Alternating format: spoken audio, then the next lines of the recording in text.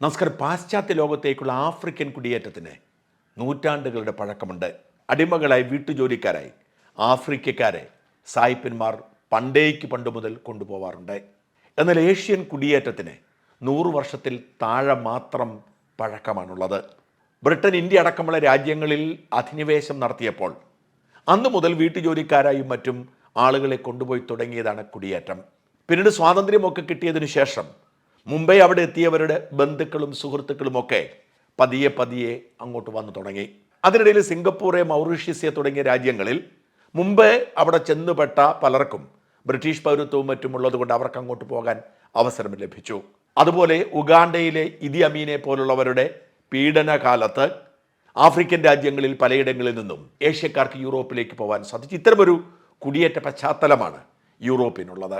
എന്നാൽ കഴിഞ്ഞ 50 വർഷത്തിനിടയിൽ സ്കിൽഡ് ലേബേഴ്സ്, അതായത് നൈപുണ്യമുള്ള ആളുകൾ തൊഴിൽ തേടിയെത്തുന്നുണ്ട്. നേഴ്സുമാരെ, ഡോക്ടർമാരെ, ഫാർമസിസ്റ്റുകളെ, അധ്യാപകരെ, ബിസിനസ് അനലിസ്റ്റുകളെ, ടെക്കുകളെ, ഇങ്ങനെയൊക്കെ അവർ എത്തിക്കൊണ്ടിരിക്കുന്നുണ്ട്. ഇതൊന്നും പാശ്ചാത്യ രാജ്യങ്ങൾക്കൊരു ദുരന്തമായി മാറിയില്ല. ഒരു പരിധിവരെ അവരുടെ സമ്പദ് വ്യവസ്ഥയെ പിടിച്ചു നിർത്താൻ സഹായിക്കുകയും ചെയ്തു. എന്നാൽ കഴിഞ്ഞ കുറേ വർഷങ്ങളായി, 1-2 പതിറ്റാണ്ടിനിടയിൽ അഭയാർത്ഥികൾ എന്ന പേരിൽ ധാരാളം ഏഷ്യക്കാരും ആഫ്രിക്കക്കാരും വളഞ്ഞ വഴിയിലൂടെ ഇങ്ങോട്ടെത്താൻ തുടങ്ങി. കടൽ കടന്നും കള്ളക്കപ്പൽ കയറിയും വിമാനത്തിലൂടെ മറ്റു പല രാജ്യങ്ങളിലെത്തി അവിടെ നിന്ന് ട്രക്കിൻ്റെ പിറകിൽ കയറിയുമൊക്കെ ഇവർ എത്തിക്കൊണ്ടിരുന്നു. ഇത്തരം അഭയാർത്ഥി പ്രവാഹം യൂറോപ്പിലെ ഒട്ടുമിക്ക രാജ്യങ്ങളിലുമുണ്ട്. അത് ഏറ്റവും കൂടുതൽ ദോഷം ചെയ്യുന്നത് ബ്രിട്ടനെയും അമേരിക്കയുമാണ്. ഇങ്ങനെ എത്തപ്പെടുന്ന അഭയാർത്ഥികളെ അന്താരാഷ്ട്ര നിയമങ്ങളും യൂറോപ്യൻ നിയമങ്ങളും അനുസരിച്ച് ചേർത്ത് പിടിക്കുക, അവർക്ക് സൗകര്യങ്ങൾ കൊടുക്കുക, നല്ല താമസ സൗകര്യം കൊടുക്കുക, നല്ല ഭക്ഷണം കൊടുക്കുക, മക്കളെ പഠിപ്പിക്കുക, സൗജന്യ ചികിത്സ കൊടുക്കുക തുടങ്ങിയ ഉത്തരവാദിത്തങ്ങളൊക്കെ സായിപ്പ് അവൻ്റെ നല്ല മനസ്സുകൊണ്ട് ചെയ്തുകൊണ്ടിരുന്നു. എന്നാൽ ഇങ്ങനെ നുഴഞ്ഞു കയറിയ അഫ്ഗാനിസ്ഥാനികളും പാകിസ്ഥാനികളും സിറിയക്കാരും സുഡാനികളും നൈജീരിയക്കാരും മൊറോക്കക്കാരുമൊക്കെ ആ രാജ്യത്ത് ഭീകരതയുടെ വിത്ത് വിതച്ചു. മറ്റുള്ളവനെ കൊന്നൊടുക്കിയാലും ഇസ്ലാമികവൽക്കരണം നടത്തണം, സ്വർഗത്തിൽ കാത്തിരിക്കുന്ന ഹൂറികളുടെ അടുത്തേക്ക് പോവാം എന്ന അന്ധമായ ചിന്തയുടെ പുറത്ത് അവർ ബോംബ് പൊട്ടിച്ചും കഴുത്തറുത്തും ഇസ്ലാമിക രാജ്യം സ്ഥാപിക്കാനുള്ള ദൗത്യം ഏറ്റെടുത്തു. അങ്ങനെ യൂറോപ്യൻ രാജ്യങ്ങളിലെല്ലാം ഇടയ്ക്കിടെ ഭീകരാക്രമണങ്ങൾ പതിവായി. സംഘടിതമായ ആക്രമണങ്ങൾ അത് ഏറ്റവും കൂടുതൽ സംഭവിച്ചിട്ടുള്ളത് ബ്രസൽസിലും പാരീസിലുമാണ്. അതിനപ്പുറത്തേക്ക് ഒരു കത്തി കൊണ്ട് കുത്തിക്കൊല്ലുക, അല്ലെങ്കിൽ ഒരു തോക്കെടുത്ത് ചുറ്റുമുള്ളവരെ വെടിവെക്കുക, അല്ലെങ്കിൽ ഒരു ട്രക്ക് എടുത്തുകൊണ്ട് ആൾക്കൂട്ടത്തിന് നടുവിലേക്ക് ഇരച്ചു കയറുക തുടങ്ങിയ ഭീകരാക്രമണങ്ങളാണ് ഇവർ പയറ്റിയത്. ഇത്തരം ഭീകരാക്രമണത്തിന് ഇരയാവാത്ത രാജ്യങ്ങൾ യൂറോപ്പിൽ ഇല്ല എന്ന് പറയേണ്ടി വരും. താരതമ്യേനെ അതിനെ ചെറുത്തു തോൽപ്പിക്കാൻ കഴിഞ്ഞിട്ടുള്ള ഒരു രാജ്യമാണ് ജർമ്മനി. ജർമ്മനിയുടെ ചരിത്രം നമുക്കറിയാം. ഒരുപക്ഷെ ഇന്ന് ലോകത്തെ അമേരിക്ക നിയന്ത്രിക്കുന്നത് പോലെ നിയന്ത്രിക്കേണ്ട രാജ്യമായിരുന്നു ജർമ്മനി. 2 അബദ്ധങ്ങൾ, 2 ലോകമഹായുദ്ധങ്ങൾക്ക് തുടക്കം കുറിച്ച് പരാജയപ്പെട്ട് ജർമ്മനിയുടെ ഭാഗധേയം മാറിപ്പോയി. എന്നിട്ടും ഇന്നും ലോകത്തെ ഏറ്റവും സമ്പന്നമായ 4ാമത്തെ രാജ്യം ജർമ്മനി തന്നെയാണ്. ജർമ്മനിയുടെ സാങ്കേതിക വിദ്യയ്ക്ക് മുമ്പിൽ അമേരിക്കയ്ക്കും ജപ്പാനും പോലും അറച്ചു നിൽക്കേണ്ട സാഹചര്യമാണുള്ളത്. ആ ജർമ്മനിയിൽ എക്കാലത്തും ചെറിയ തോതിൽ ഭീകരാക്രമണങ്ങൾ പതിവായിരുന്നു. റെഡ് ആർമി എന്ന പേരിൽ കമ്മ്യൂണിസ്റ്റ് വിപ്ലവകാലത്ത് ജർമ്മനിക്ക് നേരെ പല ആക്രമണങ്ങളുണ്ടായി. അവരുടെ ഒരു ഭാഗം തന്നെ മുറിച്ചെടുത്ത് കിഴക്കൻ ജർമ്മനി എന്ന പേരിൽ ഒരു മതിൽ കെട്ടി മറ്റൊരു രാജ്യം സ്ഥാപിച്ചതുകൊണ്ട് തന്നെ അവരുടെ പിന്തുണയോടെ പടിഞ്ഞാറൻ ജർമ്മനിയിൽ പല ആക്രമണങ്ങളും നടന്നു.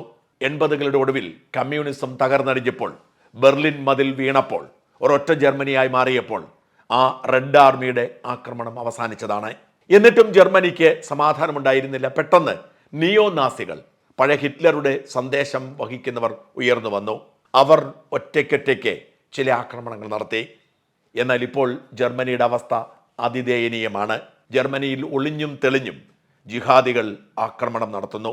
മറ്റ് യൂറോപ്യൻ രാജ്യങ്ങളിലുള്ളവരൊക്കെ ഭയന്ന് മാറി നിൽക്കുമ്പോൾ ജർമ്മനിക്ക് ഒരു ഹിറ്റ്ലർ പാരമ്പര്യമുള്ളത് കൊണ്ടാവാം വലത് വംശീയ രാഷ്ട്രീയം ഉയർത്തുന്നവർ, സ്വത്വബോധമുള്ളവർ പ്രതിരോധിക്കാൻ ഒരുമിച്ച് നിൽക്കും.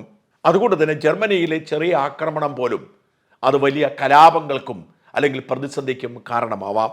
അത്തരമൊരു ഭയാനകമായ അന്തരീക്ഷമാണ് ഇന്നലെ പൊടുന്നനെ ജർമ്മനിയിൽ സംഭവിച്ചത്. ഇന്നലെ ഏതാണ്ട് ഉച്ചയ്ക്ക് മുമ്പ്, ഏതാണ്ട് 11:45 അഫ്ഗാനിസ്ഥാനിൽ നിന്നും 2 വർഷം മുൻപ് ഇങ്ങനെ കടൽ കടന്ന് അനധികൃതമായി ജർമ്മനിയിലെത്തി അഭയാർത്ഥി ക്യാമ്പിൽ താമസിക്കുന്ന ഒരു 28 വയസ്സുകാരൻ.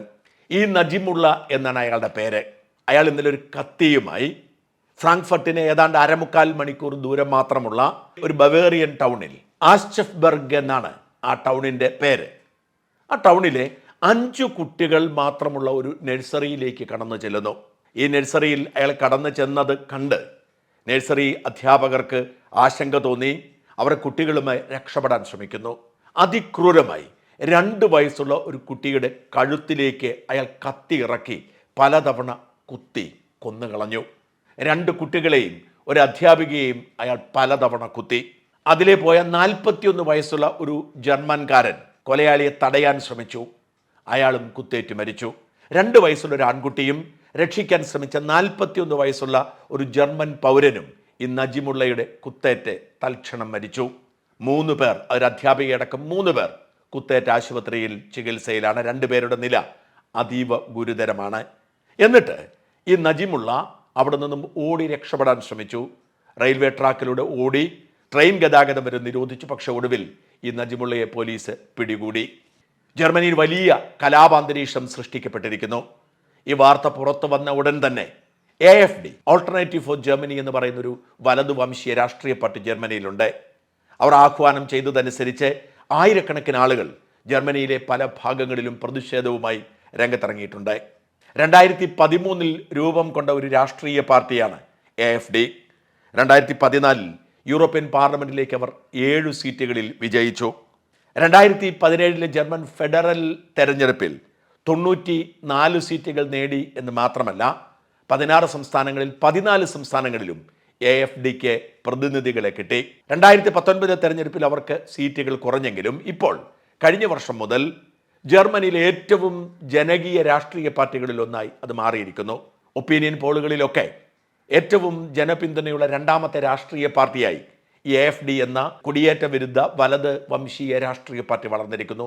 അത് ജർമ്മനിയുടെ ഒരു പ്രത്യേകതയാണ്. അനാവശ്യമായി അനധികൃതമായി അഭയാർത്ഥികൾ എന്ന പേരിൽ ഇങ്ങനെ കൊലയാളികളെ, ക്രിമിനലുകളെ അനുവദിക്കുന്നു എന്നുള്ള ആശങ്ക ജർമ്മൻകാർക്കുണ്ട്. അതുകൊണ്ട് അവർ AFDയെ പിന്തുണയ്ക്കുന്നു. AFD ആണ് ഇപ്പോഴും പ്രതിഷേധവുമായി രംഗത്തിറങ്ങിയിരിക്കുന്നത്. എന്ന് മാത്രമല്ല 2021 നവംബറിലാണ് ഈ നജിമുള്ള അനധികൃതമായി ജർമ്മനിയിലെത്തുന്നതും അഭയാർത്ഥി അപേക്ഷ കൊടുക്കുന്നതും. അത് കഴിഞ്ഞ് നജിമുള്ളയുടെ കേസ് പരിഗണിക്കും 2024 ഡിസംബർ മാസം 4-ാം തീയതി അപേക്ഷ തള്ളുകയും ചെയ്തു. സ്വാഭാവികമായും നജിമുള്ളയെ അഭയാർത്ഥി ക്യാമ്പിൽ നിന്നും നീക്കം ചെയ്ത് നാട് കടത്തേണ്ടതാണ്. അയാൾ അഫ്ഗാനിസ്ഥാനിയാണ്, അങ്ങോട്ട് വിടേണ്ടതാണ്. എന്നാൽ ഈ ഒരു 1.5 മാസമായിട്ടും അയാൾ അവിടെ തുടർന്നു. ആ തുടർന്നതിൻ്റെ ഭാഗമായാണ് ഈ ദുരന്തത്തിന് കാരണമായി. ജർമ്മൻ ചാൻസലർ ഒലാഫ് ഷോൾഡ്, ഇവിടെ നമ്മുടെ പ്രധാനമന്ത്രി പോലെ അല്ല, അമേരിക്കയ്ക്ക് പ്രസിഡന്റ് പോലെയുള്ള പദവിയാണ് ചാൻസലർ. ഒലാഫ് അപ്പോൾ തന്നെ ഔദ്യോഗികമായി വിശദീകരണം ചോദിച്ചിട്ടുണ്ട്, എന്തുകൊണ്ട് ഇയാളെ കടത്തിവിട്ടില്ല. എന്താണ് ജർമ്മനി നേരിടുന്ന ഒരു പ്രശ്നം? അഭയാർത്ഥി അപേക്ഷ നിരസിച്ചു, പക്ഷെ കടത്തിവിട്ടില്ല. സ്വന്തം പൊക്കോളാൻ പറഞ്ഞു. ആരെങ്കിലും സ്വന്തം പോകുമോ? ഇതാണ് ഈ പലപ്പോഴും അഭയാർത്ഥി അപേക്ഷകൾ ദീർഘകാലം പരിഗണിച്ചതിന് ശേഷം ഉണ്ടാവുന്ന ഫലം. അങ്ങനെ പുറത്താക്കപ്പെടുന്നവർ പോലും ആർക്കും കണ്ടെത്താൻ കഴിയാത്ത വിധത്തിൽ അവിടെ തന്നെ താമസിക്കുകയാണ്. ജർമ്മനിയെ സംബന്ധിച്ചിടത്തോളം താങ്ങാൻ കഴിയുന്നതല്ല ഇപ്പോഴത്തെ അന്തരീക്ഷത്തിൽ ഒരു ഭീകരാക്രമണം. 2016 ഇതുപോലൊരു ഭീകരാക്രമണം, അതും ഇതുപോലെ തന്നെ അഭയാർത്ഥി അപേക്ഷ നിരസിക്കപ്പെട്ട ഒരാൾ ഒരു ട്രക്ക് എടുത്ത് ഒരു ക്രിസ്മസ് മാർക്കറ്റിലേക്ക് ഇടിച്ചു കയറ്റി 12 പേരെ കൊല്ലുകയും 56 പേർക്ക് പരിക്കേൽക്കുകയും ചെയ്ത സംഭവം ഉണ്ടായിരുന്നു. ജർമ്മനിയുടെ വർത്തമാനകാല ചരിത്രത്തിലെ ഏറ്റവും വലിയ ഭീകരാക്രമണമാണ്. അതുകൊണ്ട് തന്നെ ജർമ്മനി ഇളകി മറിഞ്ഞിരിക്കുകയാണ്. ഇത്തരത്തിലുള്ള പല ഒറ്റപ്പെട്ട ആക്രമണങ്ങളും യൂറോപ്പിൽ പതിവായിരിക്കുന്നു. കഴിഞ്ഞ വർഷം ജൂലൈയിൽ ബ്രിട്ടനിലെ ലിവർപൂളിന് സമീപം സൗത്ത് പോർട്ടിൽ ഒരു 17 വയസ്സുള്ള സ്കൂൾ വിദ്യാർത്ഥി ആഫ്രിക്കൻ രാജ്യത്ത് നിന്ന് ഇവിടേക്ക് അഭയാർത്ഥിയായി വന്ന് ഇവിടെ സ്ഥിരതാമസമായ റുഡുക്കുബാന എന്ന് പറയുന്ന ഒരാൾ ഒരു കുട്ടികളുടെ പരിപാടി നടത്തുന്നിടത്ത് ചെന്ന് 6 വയസ്സും 7 വയസ്സും 9 വയസ്സുമുള്ള 3 കുട്ടികളെ കുത്തിക്കൊന്നിരുന്നു. ബ്രിട്ടനിൽ വലിയ വംശീയ കലാപത്തിന് തുടക്കമിട്ടത് ആ കൊലപാതകമല്ല. അനേകം പേർ അറസ്റ്റിലായ സാഹചര്യമുണ്ടായി. അന്ന് ഈ റുഡുക്കുബാനയുടെ പേര് പറഞ്ഞുകൊണ്ട് പോലീസ് ജനങ്ങളോട് പറഞ്ഞ് നിങ്ങൾ ഉദ്ദേശിക്കുന്ന തരത്തിലുള്ള ഇസ്ലാമിക ഭീകരവാദമല്ല എന്നാണ് പറഞ്ഞത്. എന്നാൽ അതിൻ്റെ വിശദാംശങ്ങൾ ഇപ്പോൾ പുറത്തു വന്നപ്പോൾ അത് അങ്ങനെയായിരുന്നു. ഒരു അൽ-ഖായിദയുടെ പരിശീലനം സിദ്ധിച്ച ചെറുപ്പക്കാരനായിരുന്നു ഈ റുഡുക്കുബാന എന്ന് വ്യക്തമാവുകയും വലിയ ബഹളങ്ങൾക്ക് അത് കാരണമാവുകയും ചെയ്തിട്ടുണ്ട്. അങ്ങനെ യൂറോപ്പിലെമ്പാടും ഇത്തരം പ്രതിഷേധങ്ങൾ രൂപപ്പെട്ടു വരുമ്പോഴാണ് ജർമ്മനിയിൽ ഇങ്ങനെയൊരു ദാരുണമായ സംഭവം ഉണ്ടായത്. യൂറോപ്പ് ഇസ്ലാമിക ഭീകരവാദത്തിനെതിരെ അതിശക്തമായ നിലപാട് സ്വീകരിക്കുന്നതിന്, അവരുടെ മനുഷ്യാവകാശ സമീപനം ഉപേക്ഷിക്കുന്നതിന് ഇത് കാരണമായേക്കാം.